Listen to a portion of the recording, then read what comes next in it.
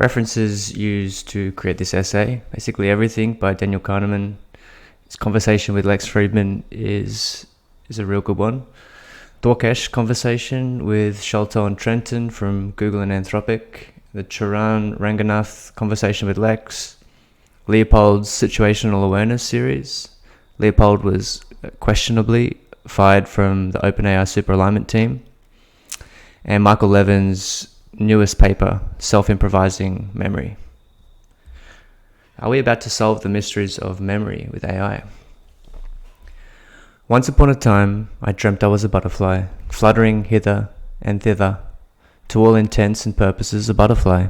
I was conscious only of my happiness as a butterfly, unaware that I was myself. Soon I awaked, and there I was, veritably myself again.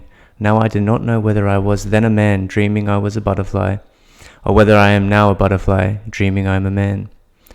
It's ancient Chinese Taoist philosopher Zhuangzi.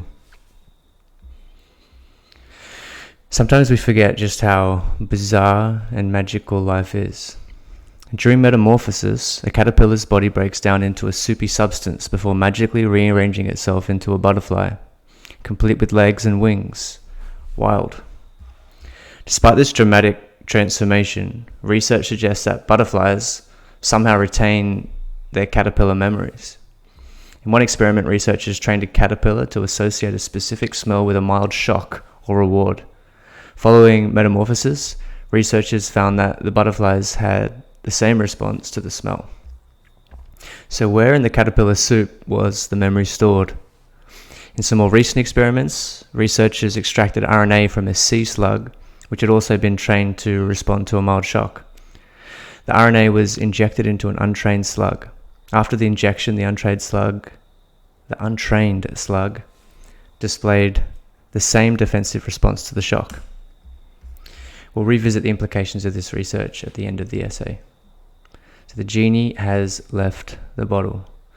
The genie has left the bottle and is being fed crack cocaine by the shovel load.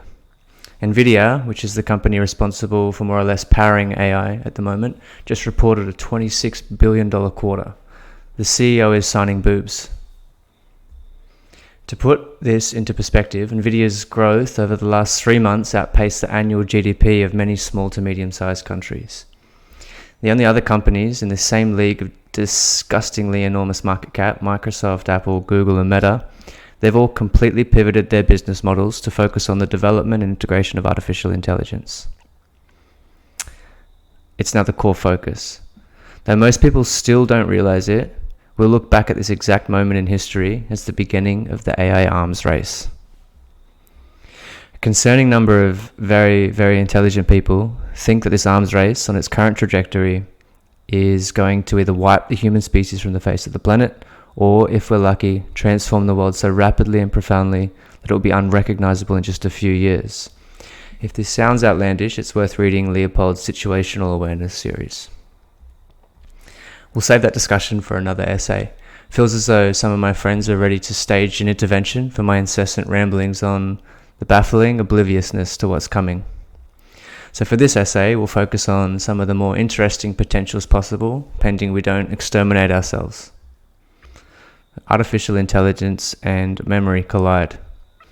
So while Twitter continues stirring the shitpot of debate around AI sentience, emergence, super and general intelligence, and Jan LeCun's secret suppressed infatuation with Elon Musk, Demis Hassabis is solving intelligence. He's the head of Google's DeepMind. And still is today, it was used to be step one, solve intelligence. Yeah. Step two, use it to solve everything else. Yes. So if you can imagine pitching that to a VC in 2010, the kind of looks we got, we managed to, find a few kooky people to back us, but it was tricky. And it got to the point where we wouldn't mention it to any of our professors because they would just eye roll and think we, committed career suicide and so there was a lot of things that we had to do, but we always believed it. And as systems of artificial intelligence improve and we come increasingly closer to solving intelligence, we're inevitably going to experience some mind-boggling breakthroughs.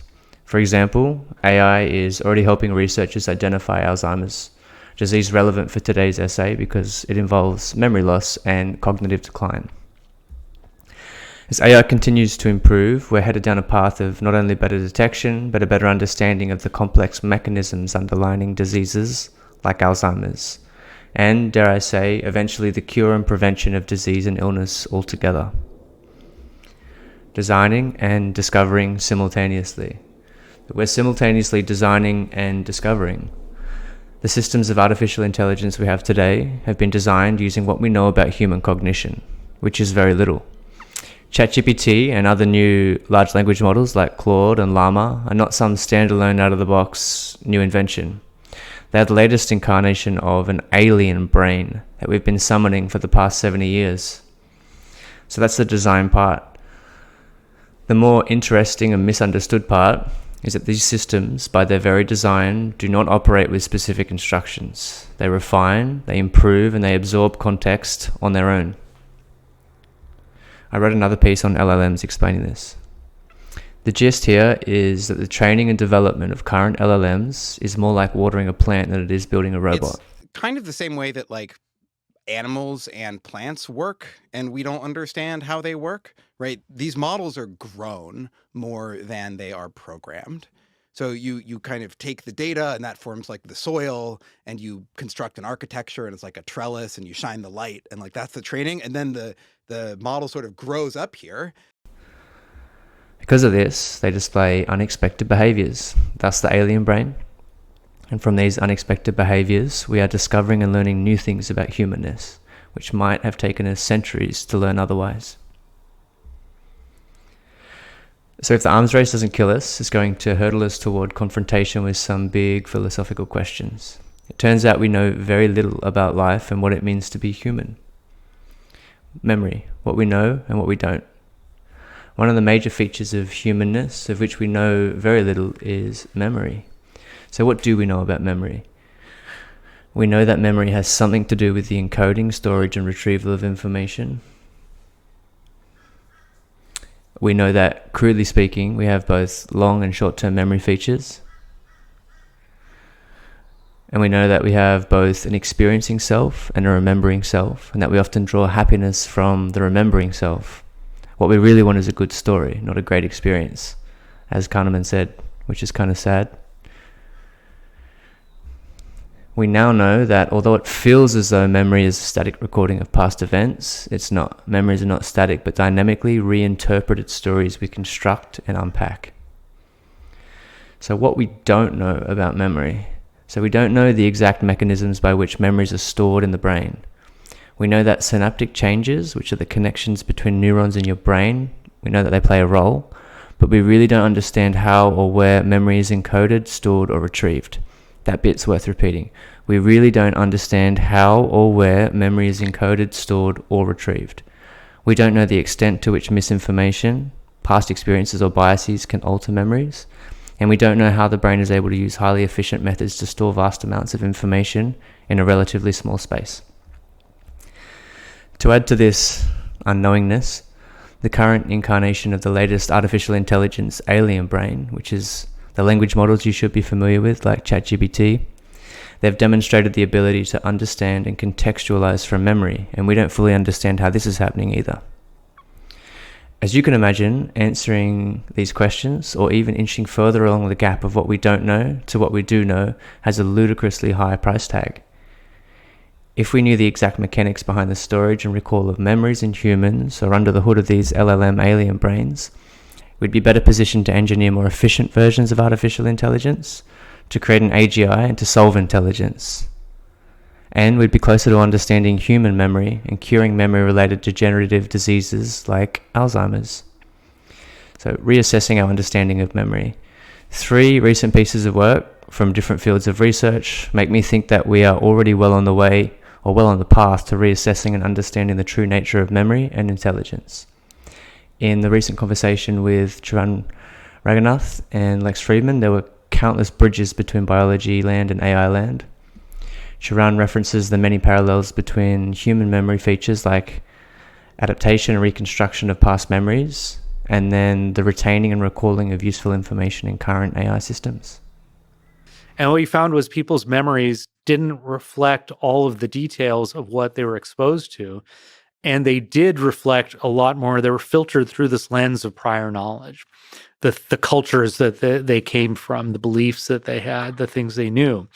And so what he concluded was that he called remembering an imaginative construction, meaning that we don't replay the past. We imagine how the past could have been by taking bits and pieces that come up in our heads. And likewise, he wrote this beautiful paper on imagination, saying when we imagine something and create something, we're creating it from these specific experiences that we've had and combining it with our general knowledge. But instead of trying to focus it on being accurate and get In the Dwakesh conversation with Trenton and Sholto, the AI researchers from Anthropic and Google, one of my favorite parts was the hypothesizing about memory and intelligence having a lot to do with pattern matching and recall.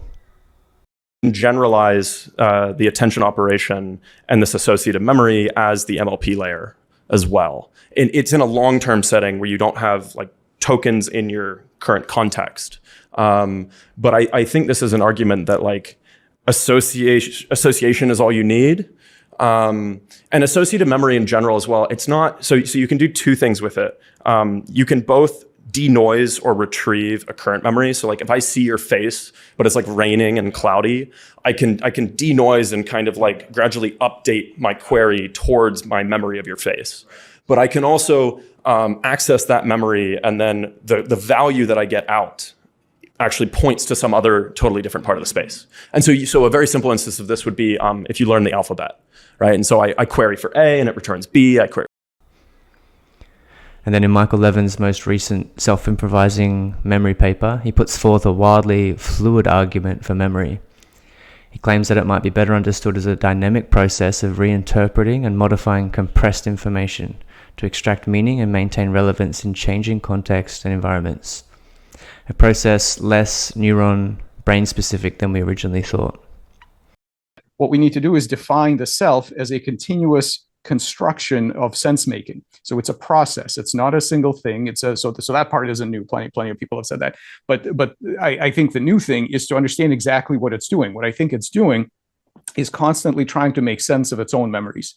So and I don't know what 300 milliseconds out, in a human, I don't know what it would be exactly, but you don't have access to your past. What you have access to is the engrams left by your past. You have the messages from your past self. So this constant process of trying to make sense. My unproven hypothesis here is that the millions, billions, and trillions of dollars and megawatts we are pumping into AI will lead us to the creation of increasingly elegant architectures with increasingly fluid and interconnected design inspired by nature and biology.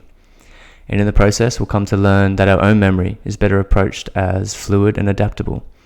Learning this deeply will have some profound implications on how we live our lives. Go forth and make new memories. Diversify your training data. You are the caterpillar soup. I'll leave you with the final para from Levin's paper. I think the lessons to take from this is to embrace the dizzying freedom of breaking away from the goals and structures handed down to us from our evolutionary and personal past, and take on the responsibility of writing our own improved somatic and mental patterns and values for the future. What engrams do you want to leave to your own future self and to humanity's collective future, despite knowing that they will not interpret them in the way you may envision now? It is still wondrous to imagine every act as a benevolent communication event to a future being.